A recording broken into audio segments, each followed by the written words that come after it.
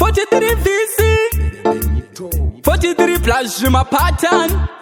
Benito kivenchi Ndiozote kutonga tonga chkwareza papenchi Mafanzi wakuchema hanzi hanja unopoha Mira kutisha mira mukanwa mugunu wao Sati nyoze neshingoma zwako zvinopoha Timbo enda unogeza nduwe ikunua Musa ndipe paundari ndakupinda pesinari Musa ndipe paundari ndakupinda pesinari Bebi rako itichi ndakamborikecha Bunza Benito ndakamborikecha Unoti masitafu, woti masiromo Kada kundisaisa ndinokupa kopo Muri mayinini kuno kudanso Ndokuwayinisa ndakabata muchuno Noti masitafu, woti masiromo Kada kundisaisa ndinokupa kopo Muri mayinini kuno kudanso Ndokuwayinisa ndakabata muchuno Kuzama malaki, kuzama malaki, kuzama malaki neni Kuzama kusimuka, kuzama kusimuka, kuzama kusimuka neni Mira kundisaisa unokwara men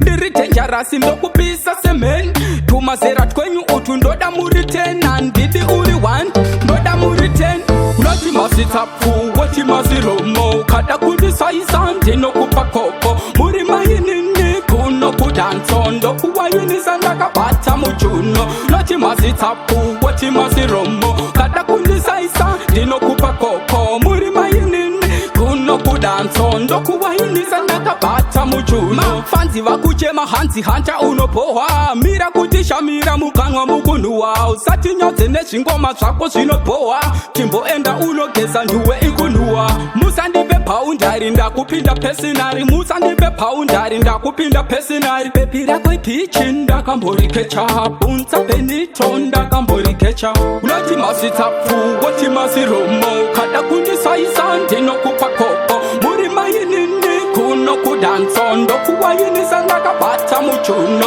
Noti masitafu, woti masiromo Kada kundisaisa ndinokupa kopo Muri mayinini kuno kudanso Ndokuwayinisa ndakabata muchuno Kuzama malaki, kuzama malaki, kuzama malaki neni Kuzama kusimuka, kuzama kusimuka, kuzama kusimuka neni Mira kundisaisa unokwara men Ndiri dangerous ndokupisa semen Tumazera twenyu utu ndoda muri 10 Ndidi uri 1 ndoda muri 10 Unoti masitafu, woti masiromo Kada kundisaisa ndinokupa kopo Muri mayinini kuno kudanso Ndokuwayinisa ndakabata muchuno Unoti masitafu, woti masiromo Kada kundisaisa ndinokupa kopo Muri mayinini kuno kudanso Ndokuwayinisa ndakabata muchuno